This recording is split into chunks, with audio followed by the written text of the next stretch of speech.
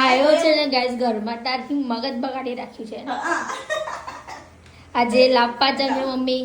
હા આજે લાભ પાંચમ છે ગાઈસ, પણ આજે લાભ પાંચમ નું મુહૂર્ત અમારા વડોદરાની અંદર બતાવે જાનવી કેવું થઈ રહ્યું છે.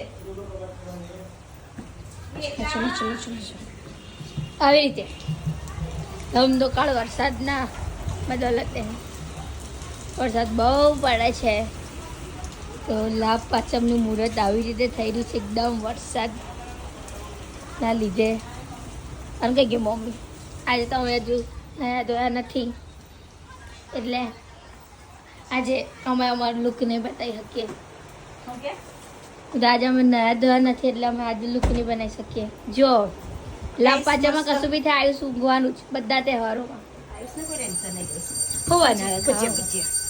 હા હા વરસાદમાં હા ભજીયા ખાવાની મજા જ છે. મમ્મીને સાચું કે તને મમ્મીને નીચે ટેકનિકથી ખબર પડી.